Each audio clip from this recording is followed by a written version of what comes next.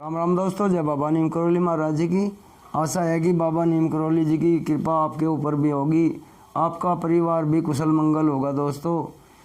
तो दोस्तों मैं आज आपको श्रीमद् वाल्मीकि रामायण बालकांड का 26वां सर्ग सुनाऊंगा। ये 26वां सर्ग है श्री राम द्वारा ताड़का का वध। तो इसे सुने और श्री राम जी के जो पुण्य शास्त्र है, इसका एक सर्ग है, इसका पूरा धर्म लाभ उठाएं। और दोस्तों विनती है कि चैनल को सब्सक्राइब अवश्य कर ले, ताकि आपको सभी जितनी भी मेरी धार्मिक वर्णन है वो सभी सीधे आपको नोटिफिकेशन मिलती रहे दोस्तों।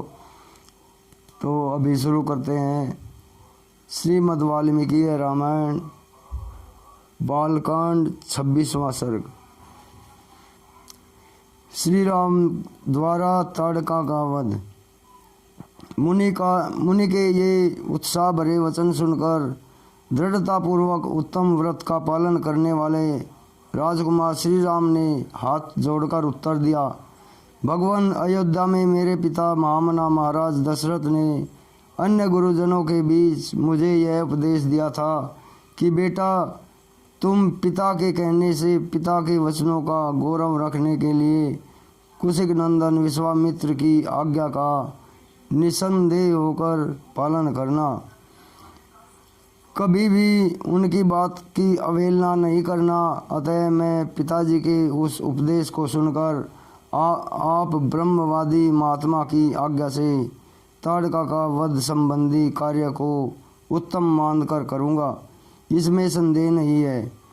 गो ब्राह्मण तथा समूचे देश का हित करने के लिए मैं आप जैसे अनुपम प्रभावशाली महात्मा के आदेश का पालन करने को सब प्रकार से तैयार हूँ। ऐसा कहकर शत्रुदमन श्री राम ने धनुष के मध्य भाग में मुट्ठी बांधकर उसे जोर से पकड़ा और उसकी प्रत्यंचा तीव्र टंकार दी। उसकी आवाज़ से संपूर्ण दिशाएं गूंज उठी। उस शब्द से ताड़का वन में रहने वाले समस्त प्राणी थर्रा उठे। ताड़का भी उस टंकार घोष से पहले तो किंकर विमूढ़ हो उठी, परंतु फिर कुछ सोचकर अत्यंत क्रोध में भर गई। उस शब्द को सुनकर वह राक्षसी क्रोध से अचेत सी हो गई थी।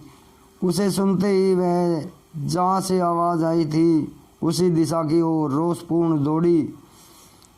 उसके शरीर की ऊंचाई बहुत अधिक थी। उसकी मुख आकृति विकृत दिखाई देती थी। क्रोध में भरी हुई उस विकराल राक्षसी की ओर दृष्टिपात करके श्री राम ने लक्ष्मण से कहा, लक्ष्मण, देखो तो सही, इस राक्षसी का शरीर कैसा दारुण एवं भयंकर है। इसके दर्शन मात्र से वीरू पुरुषों के हृदय विदीर्ण हो सकते हैं। माया बल से संपन्न होने के कारण यह अत्यंत दुर्जय हो रही है। देखो, मैं अभी इसके कान और नाक काटकर इसे पीछे लौटने को विवश किए देता हूँ। यह अपने स्त्री स्वभाव के कारण रक्षित है, अतः मुझे इसे मारने में उत्साह नहीं है। मेरा विचार यह है कि मैं इसके बल पराक्रम तथा गमन शक्ति को नष्ट कर दूं, अर्थात इसके हाथ पैर काट डालूं। श्री राम इस प्रकार कह ही रहे थे कि क्रोध से अचेत हुई ताड़का वहां आ पहुंची और एक बाँह उठाकर गर्जना करती हुई उन्हीं की ओर झपटी। यह देख ब्रह्म ऋषि विश्वामित्र ने अपने ओंकार से उसे डांट कर कहा, रघुकुल के इन दोनों राजकुमारों का कल्याण हो, इनकी विजय हो। तब ताड़का ने उन दोनों रघुवंशी वीरों पर भयंकर धूल उड़ाना आरंभ कर दिया। वहाँ धूल का विशाल बादल सा छा गया। उसके द्वारा श्री राम ने और लक्ष्मण को 2 घड़ी तक मोह में डाल दिया। उसके द्वारा उसने श्री राम और लक्ष्मण को 2 घड़ी तक मोह में डाल दिया।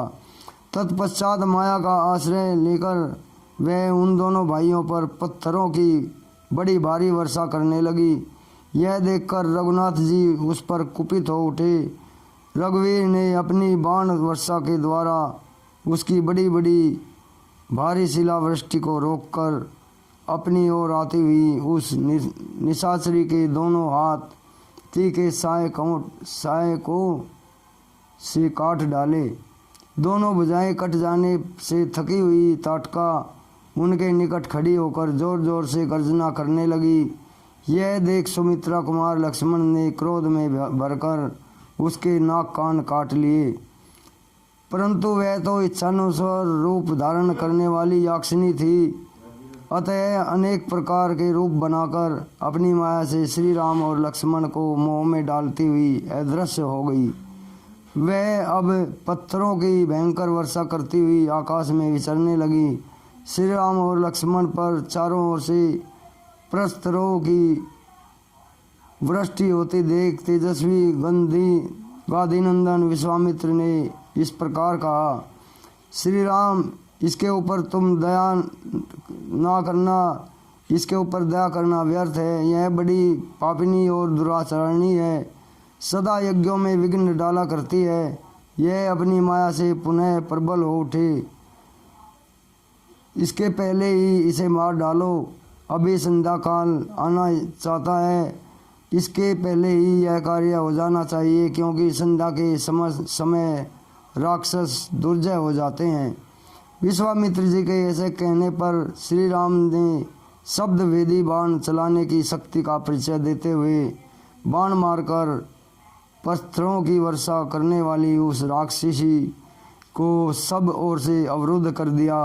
उनके बाण समूह से घिर जाने पर माया बल से युक्त वह याक्षिणी जोर जोर से गर्जना करती हुई श्री राम और लक्ष्मण के ऊपर टूट पड़ी।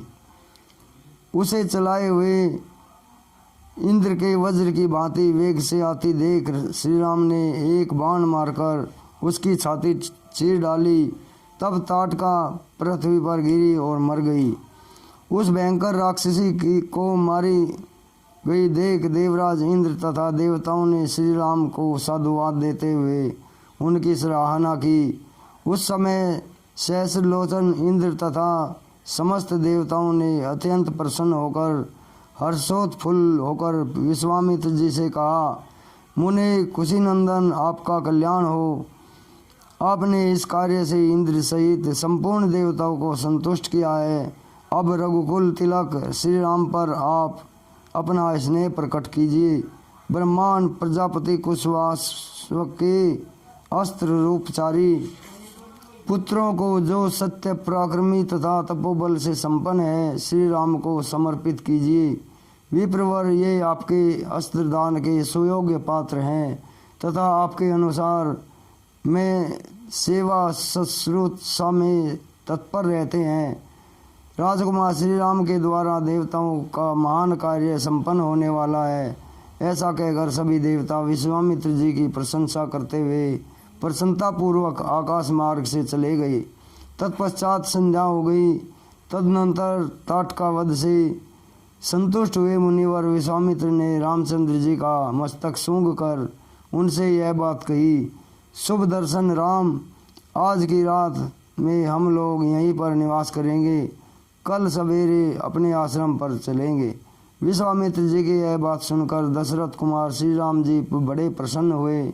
उन्होंने ताड़का वन में रहकर यह रात्रि बड़े सुख से व्यतीत की।